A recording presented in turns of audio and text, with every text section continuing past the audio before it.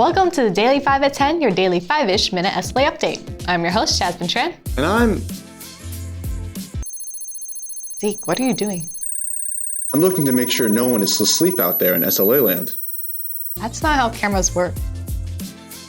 Maybe, but I just want to make sure our viewers are holding up their end of the bargain. Which is?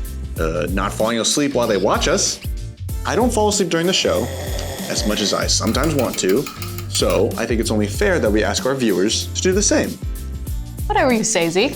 Would you like to start today with our usual segment? Sure. And I'm Zeke.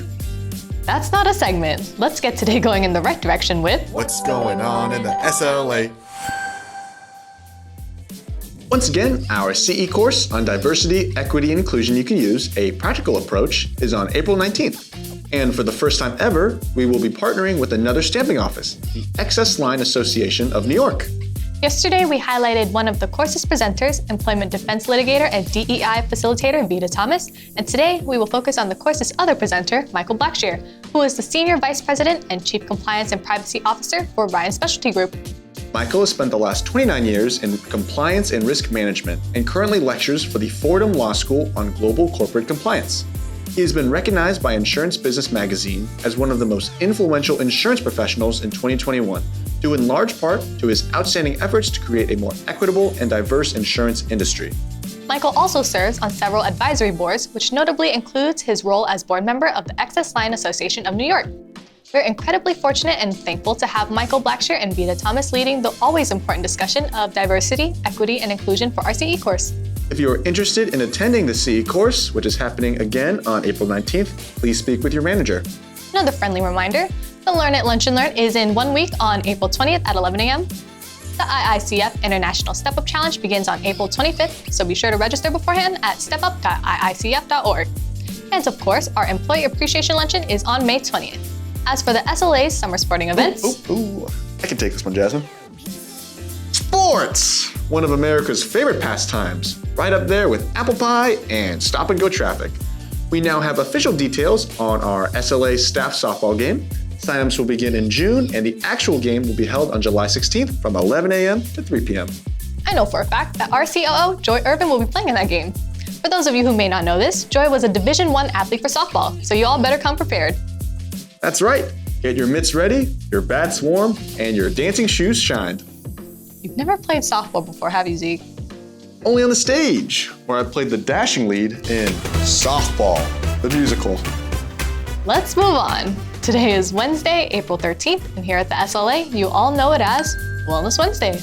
Today's health and wellness tip, courtesy of our fabulous Health and Wellness Committee, is how to maintain a positive work-life balance while working from home. As many of you out there in SLA land still work from home, we understand it can be very difficult to separate life and work when they both exist under the same roof. So, here are some small tips for your daily routine to maximize your work-life balance. Tip number 1, which you've probably heard a bunch of times, but try to separate your work areas from your life areas. This typically means establishing a dedicated and permanent workspace within your home. Your bed may seem like a good idea, but believe us when we say, this just diminishes efficiency for your life and your work. Tip number 2, get dressed. I'm just like everyone else. I wish I could just laze around all day wearing my pajamas. But when you're working from home, if all you wear is your pajamas, that enjoyment of putting them on after a long day's work is completely gone. But seriously, never changing out of your PJs won't make you want to work, it'll make you want to go back to bed. This ties back to our first tip. It's important to treat work like work.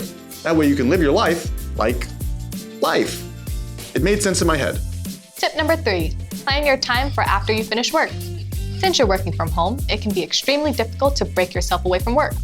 By planning and establishing activities specifically for when you finish work, it sets a clear demarcation between work and play. That way you can leave your office behind and enjoy your life. It can be as simple as making dinner, getting together with friends, going for a walk, or just watching TV. Tip number 4, take breaks. This is important whether or not you're working from home or in the office. Not taking breaks is how we burn out. We lose patience, our performance suffers, and next thing you know, you're living in a van down by the river. It's not that drastic, Zeke. You're probably right. But speaking of taking breaks, I've actually got one last wellness tip for you, and this one is actually courtesy of the Daily 5 at 10 team. Go enjoy your darn lunch. It's funny you say that because today is Make Lunch Count Day. Really? Well, does that mean? That's right, it's time for Daily Giveaway. Today is National Make Lunch Count Day. We are sending today's giveaway winner home with a $25 Panera gift card, one of our favorite places to get lunch from here at the Daily 5 at 10 show. In fact, we actually have some in studio today. For lunch, I got the Chipotle chicken avocado melt. And I got chips. We hope everyone takes Make Lunch Count Day seriously, as taking a break from work to enjoy your lunch is a vital part to a healthy and fruitful work-life balance. Skipping lunch is a big no-no, as it means you're missing out on vital fuel and energy to get you through the day. So please, make your lunch count, whether it's a sandwich Or a smoothie. or my personal favorite. Not today, please. We've all had enough of your saltines and mayonnaise. I get it.